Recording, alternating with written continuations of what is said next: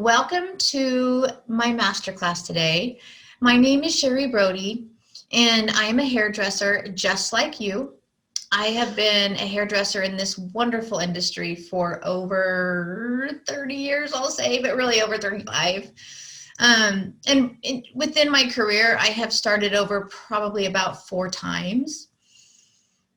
So I am very, very familiar with what it takes to build a clientele and a successful one at that. So a little bit about On Point. On Point, gosh, I've always, throughout my career, had a heart for educating stylists. I had a salon before where I apprenticed stylists from start to successful careers. And when I joined this industry, I mean, most of the salons that you went into had an apprentice program that you were able to participate in. It just was kind of a given when it came to joining a salon. But now it's kind of changed a lot. Our industry has changed so much that sometimes it's really hard for a lot of people to find a salon that has a really good apprentice program, or to find a mentor that will take them under their wing and share their knowledge. And that's where On Point comes in. I just really want to be able to reach those stylists that don't have the opportunity to have somebody there to help them.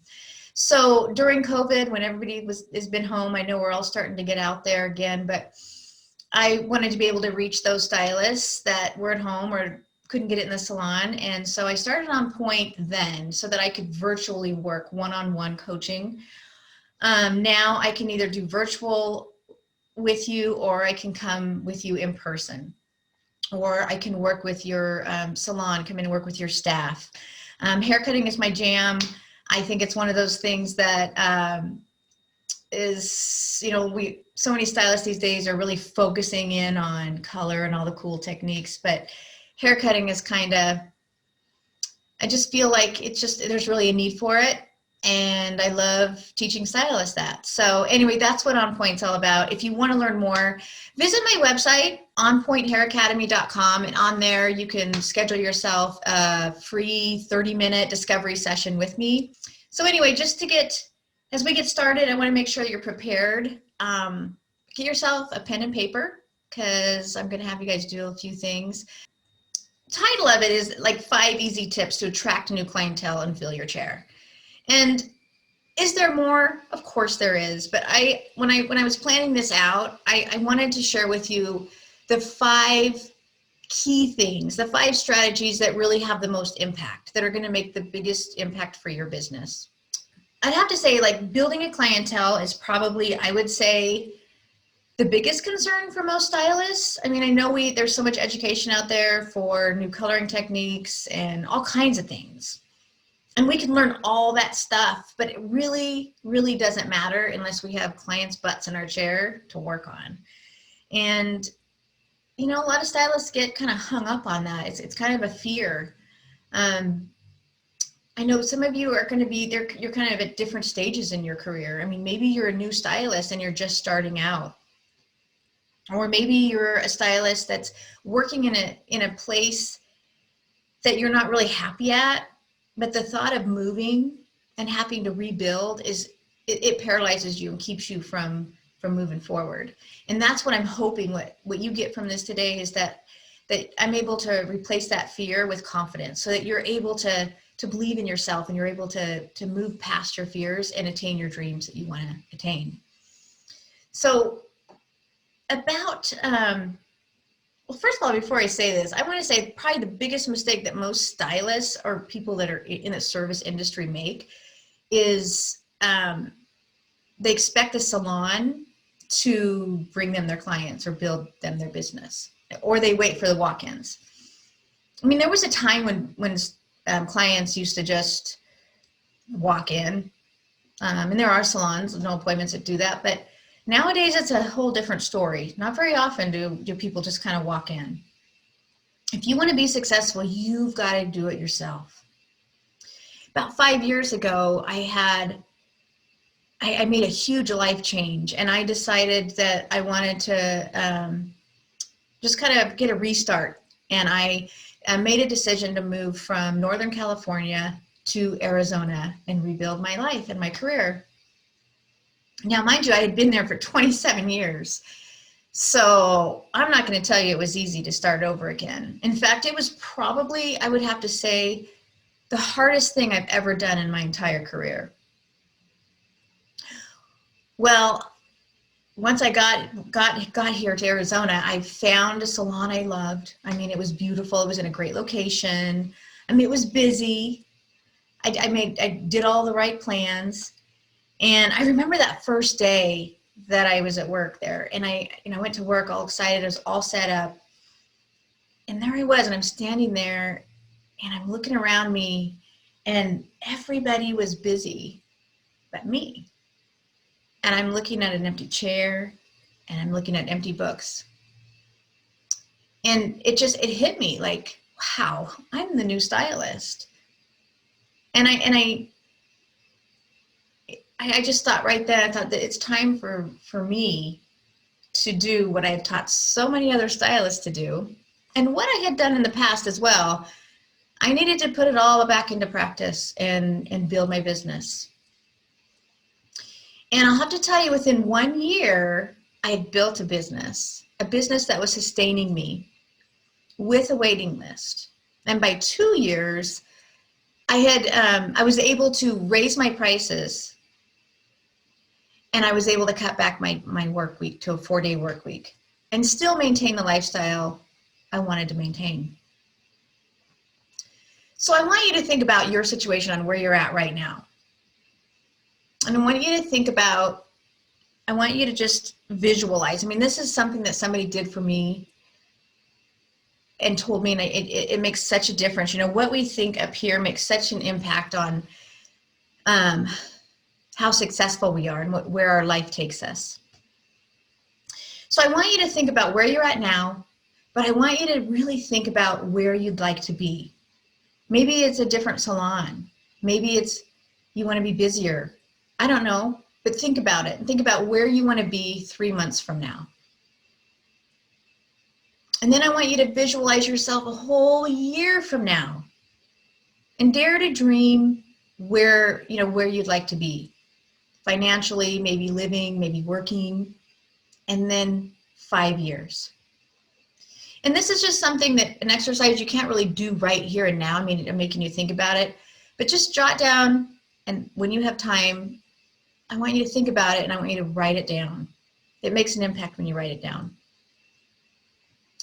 The first tip is you want to invest in a website, and you want to invest in a Facebook page, and you want to invest in an Instagram account. Now, I'm going to tell you, like when I first was building, the majority of my clients made many comments on, wow, I really love that you had a website. I mean, they said, I said, well, why did you choose me? And they said, well, I'd looked at a lot of the other stylists, and, I saw them on Instagram or Facebook, but they didn't have a website, and they didn't really have a lot of professional, they didn't feel really like they didn't really learn a lot about their services. You really seemed like you had it going, and you were really, you really knew what you were doing. So it just sets you apart. It just makes you look that much more professional. And I know it doesn't cost a lot of money to build a website. It really doesn't. And I'm not going to tell you, like, when I was doing it, I got coached on a bit of this. And I was really nervous about getting a website because I'd never built one.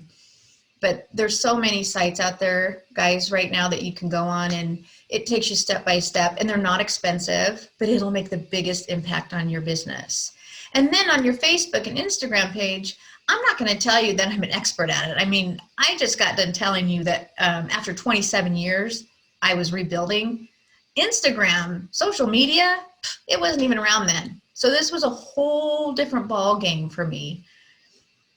But what I learned was there's a difference between a personal page and a business page, and it makes all the difference in the world. If you have a page like on Facebook, you have your personal page, and that's where you're going to write, share your dog or your babies. That's good. People want to know personal.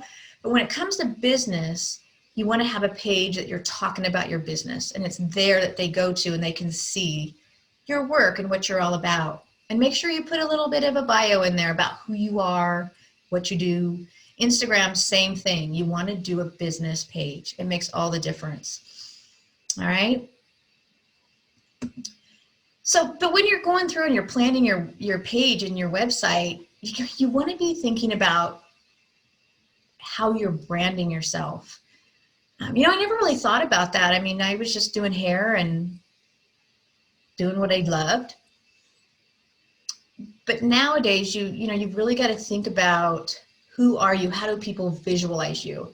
I have Starbucks here because we all know, like when you're thinking about Starbucks, we all know what to expect when we're going to Starbucks. We know immediately when we look at it, we know that it's Starbucks by the logo. We know how to order our drinks. We know what the atmosphere is going to be like. We know what to expect.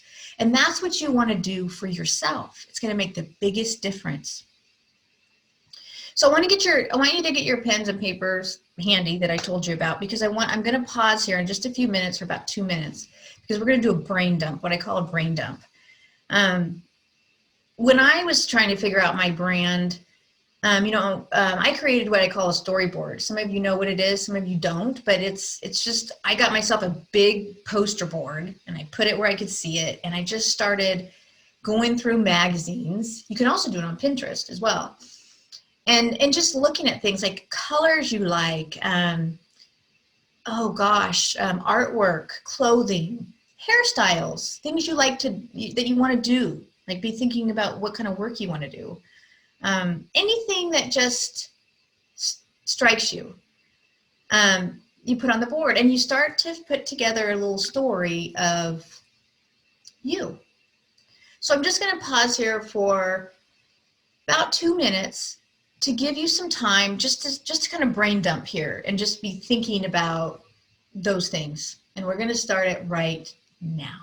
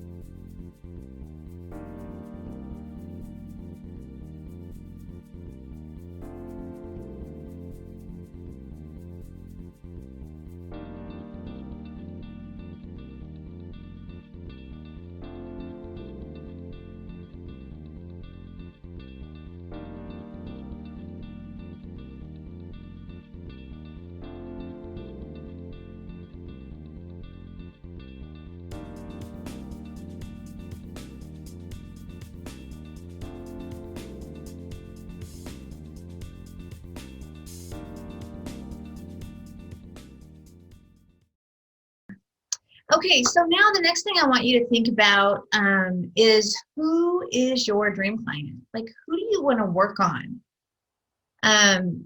This is a huge one because,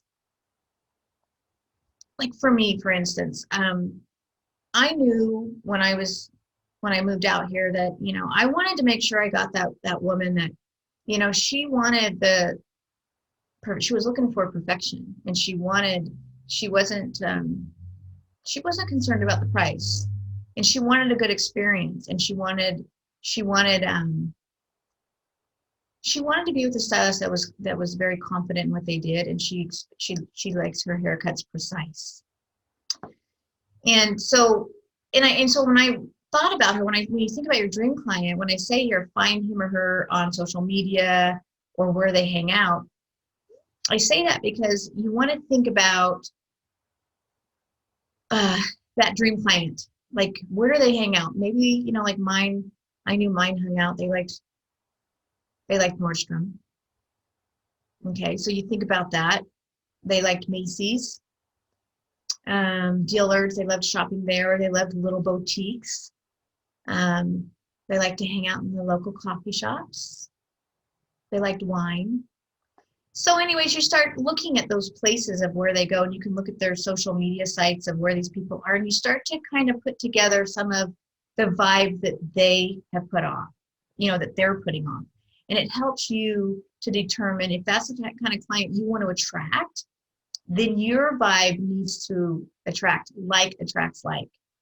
So now I'm just going to take a couple minutes, just a minute. I'm not going to take long here because of our little faux pas. But I want you to just take a minute here and do just a little bit of a brain dump of your own and think about who it is you want to work on.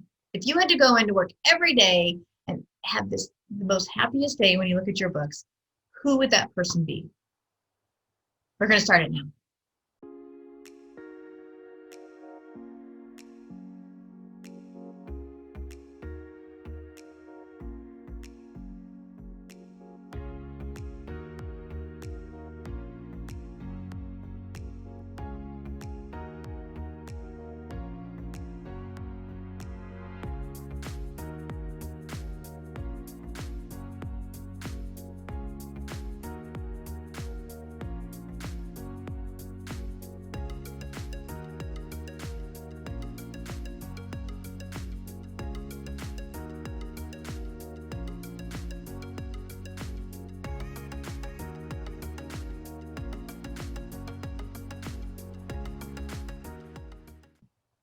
Okay, guys, I'm going to wrap it up because I want to make sure we get through the whole thing. So just remember what I said. Make sure that that you go, that you take the time. Make sure you do this for yourself. I'm telling you right now, like this is going to make all the difference, is really figuring out your brand. Okay? All right, step 2, you want to go get them. All right? You want to, now that you know like who you want to work on and you kind of know where they want to hang, where they hang out, you need to go get them. You need to put yourself together, put a stack of cards in your hand, and go to where they hang out. And you want to go, I always called it spy attack measures. When my girlfriends and I were young, we used to do that when, you know, we had some guy we liked, we'd follow him, kind of see what he was doing. It's kind of the same thing. Sounds kind of creepy, but it's not. You just want to kind of go to the places where they hang out and you start scoping it out. And when you see somebody that you think, oh, I might want to do their hair, or it could be your ideal client, approach them. And, you know, this can be kind of scary for some people. I mean, I know it was for me. I mean, the first time I did it, I was like, oh, but once you do it 1 or 2 times, it gets so much easier. But you just approach them and you tell them like, hey, my name is Sherri. Sorry to interrupt you, but my name is Sherri, and I'm a hairdresser, and I'm new to the area or new to the salon, and I'm building my clientele, and I would love the opportunity to do your hair. And here's my card, and on it I had wrote free haircut, and I just said, come in and see me, come book with me, my number's right here, and I'd love to give you a free haircut. That's it. That's all I did. And I'm telling you, like, you know, probably out of 10, maybe 1 or 2 would come in, but that was 1 or 2 that I didn't have in my chair. Now, I know a lot of you may get hung up on the word free.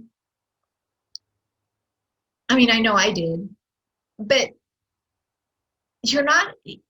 all you're giving up is your time. That's it. You know,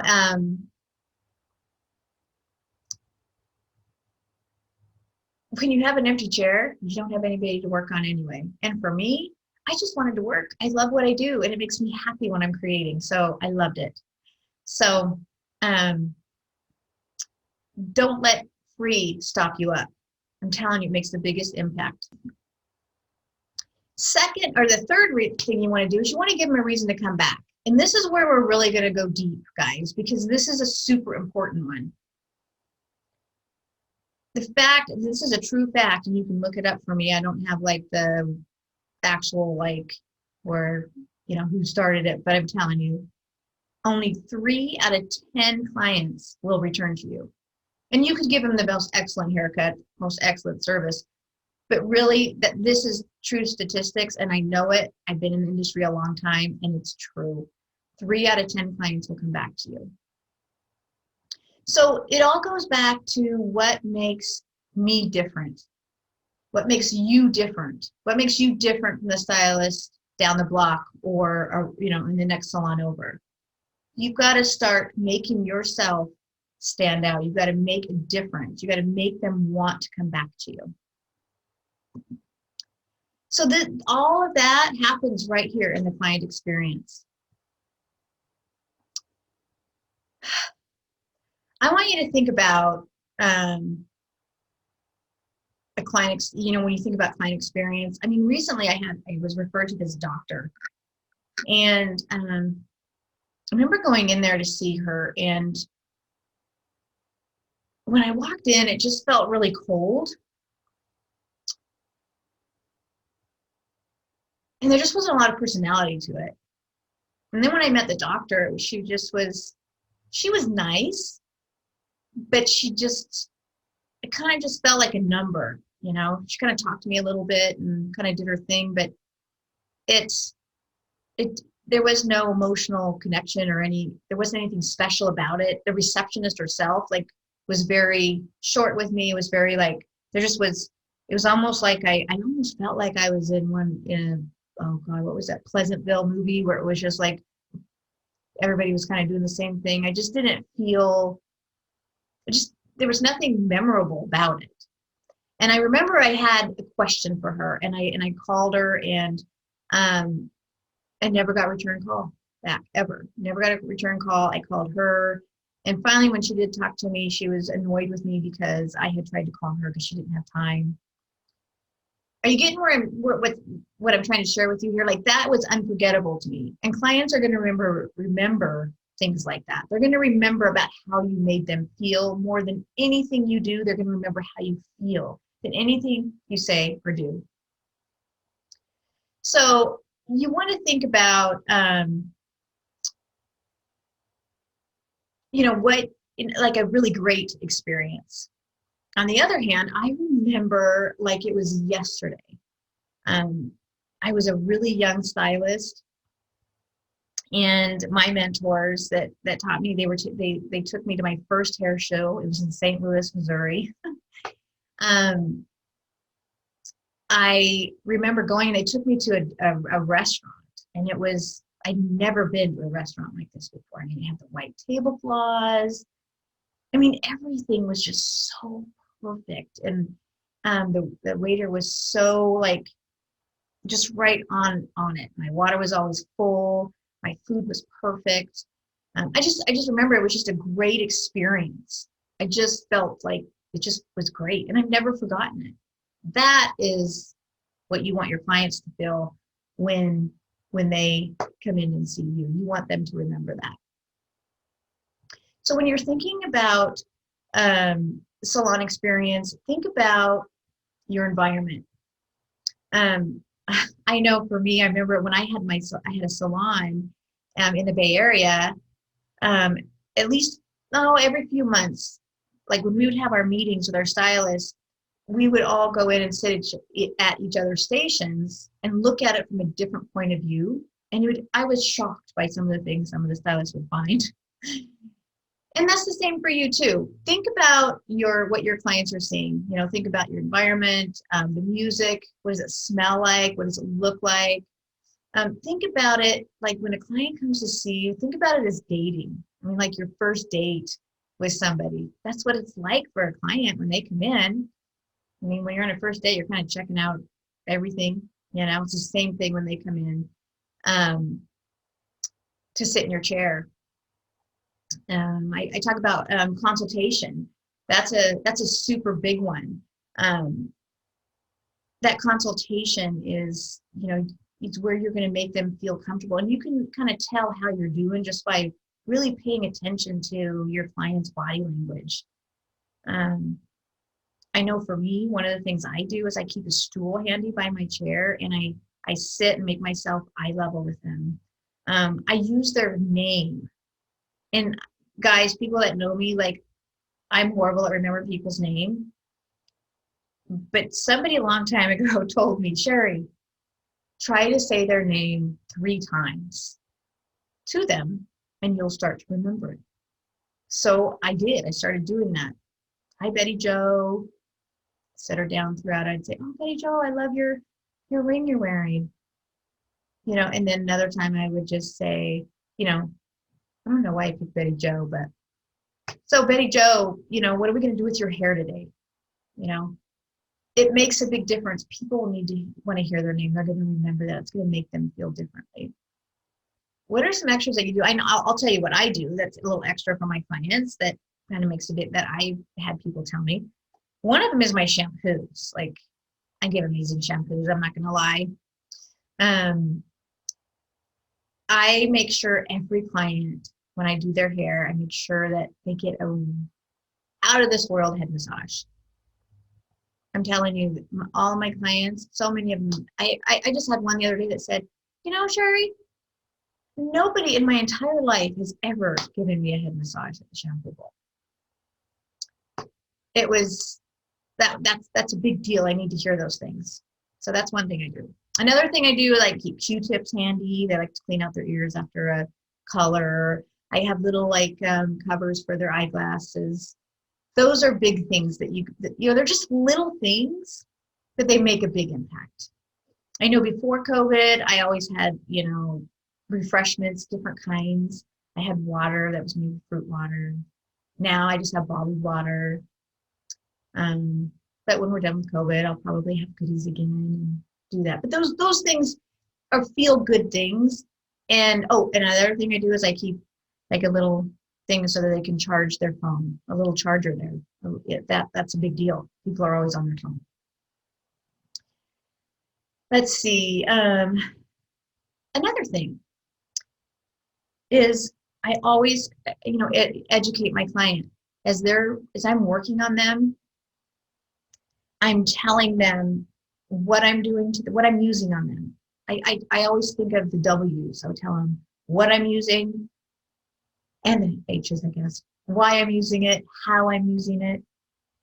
You know, I make sure that when a client leaves my salon, I mean, I tell them, if you can't style this at home, call me. I offer them a complimentary style session. That's important to me, that my clients can style their hair when they get home. And I want them to come back, because I'll tell you, 9 times out of 10, if the client can't style their hair the way you styled it, they may not come back, and they're not going to call you because they're uncomfortable. Years ago, when I first, on one of the moves I mentioned to you before, that I had moved 4 times in my career, one of those times I had only been doing hair about 7 years, and I landed a job at a really hip salon. And I was the newbie again, so I was starting over. And there was some amazing stylists in there. I mean, some really awesome work. But there was one gal there, and her name was Elizabeth. I'll never forget her name. To be honest, her work wasn't great. Like, it really wasn't. It wasn't bad. It just, technically, as a stylist, I could tell that her work was not great. But she was the top book stylist in there. She wasn't only the top book stylist, she charged the most, and she sold the most retail. And you know what it was about her? When she was with her clients, she was just so focused on them. She educated them. She just did all these little extras for them. What she had nailed down was superior customer service. She just gave them a memorable service. And that's why she was busy. So we must move on. So I hope I've given you a little bit of ideas. This right here is super important. And I also want to point out, I talked to you about giving those clients the free haircuts, the ones that I told you to come in and get their hair done. Well, yeah, you're giving your time free, right? But you're not only giving them a reason to come back. Make sure you take the before and afters of your clients. Because remember that social media and the website I told you needed to build? You're going to use those to post. So even if that client doesn't come back to you, you have pictures and you're getting your work out there into the world. Okay, are you starting to see how all this stuff works together? Okay, so let's go on to tip 4, online booking. You guys, this one is a big, big game changer. Today's client wants convenience. They want to be able to book anywhere. I'll tell you, like a majority of my clients, and probably I would say 60% of my clientele, they're business people and they travel. And they may be over in China and they're wanting to book an appointment with me. And I'll tell you what, I really don't like to have clients texting me in the middle of the night. But online booking is huge. Right now, over the last year, my business has just boomed. I mean, boomed. And I think that all of this I've talked about is huge, but this online booking, I have to say, is probably one of the reasons. I have a website and I have a social media presence, but the online booking, the ability for them to be able to book their own appointment. And when I say book, I mean, that was a scary thing for me. I had resistance to it too. I mean, I had paper books my whole career. I liked that control and it was kind of scary to give it up. But the ease of it. No more, calling the clients the night before to remind them, automatically done. When a client goes on and they can see my schedule, they can see what is available. They're only reserving that spot. It's not set in stone for them until I accept it. But it reserves that spot.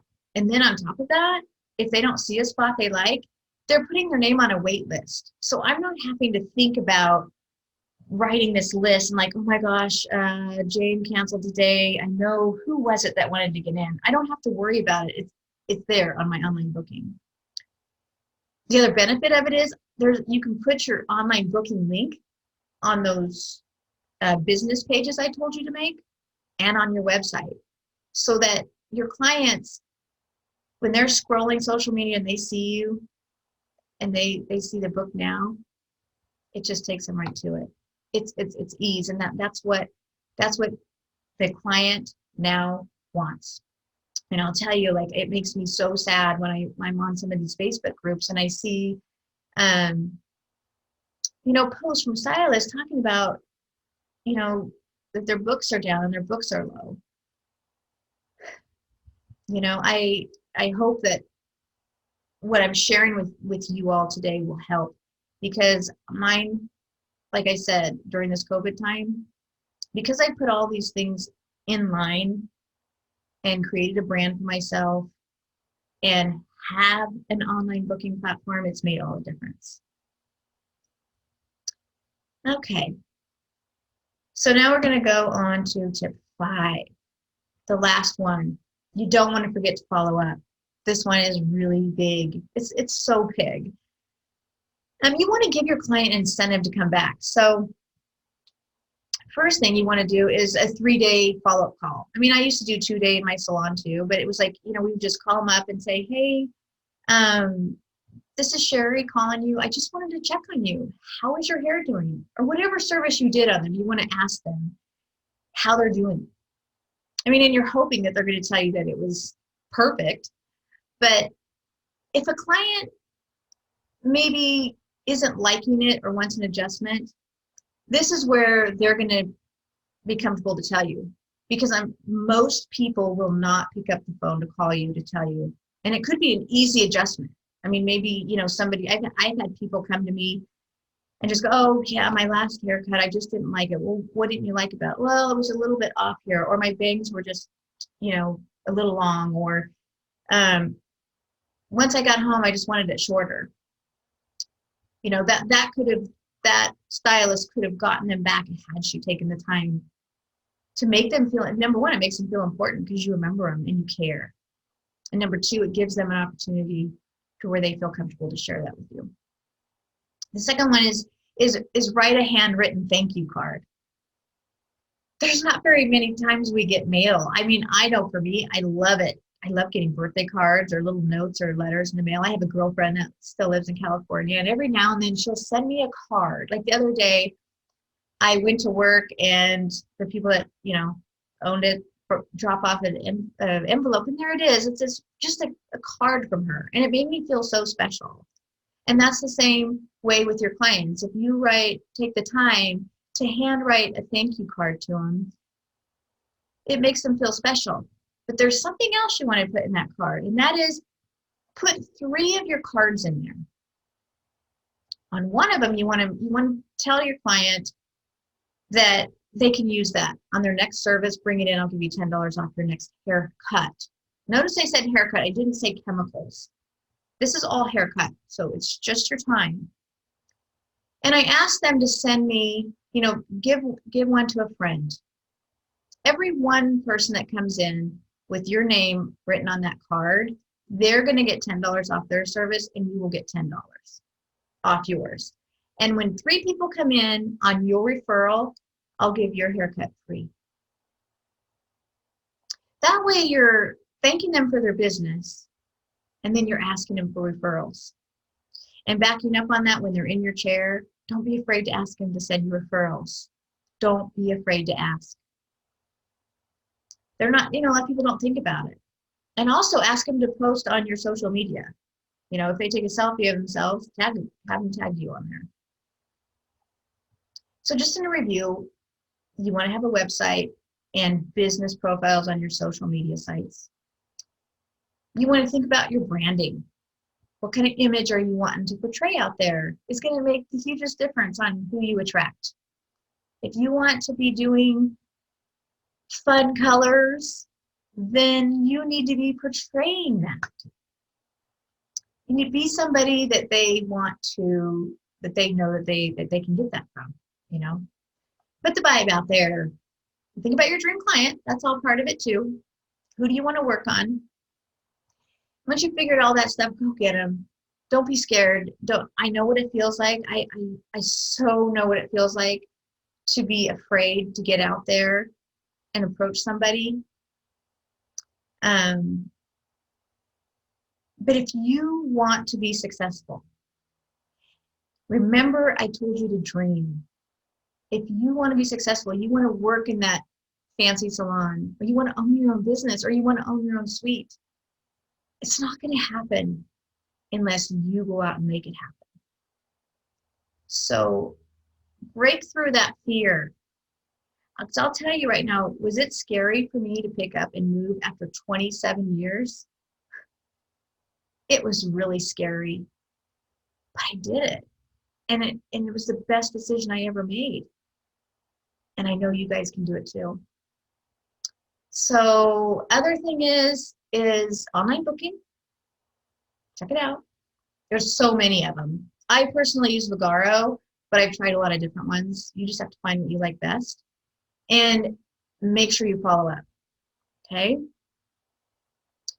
The last thing I want to share with you, though, is always remember your clients that sit in your chair are going to always remember more about how you made them feel than anything you said or did, okay?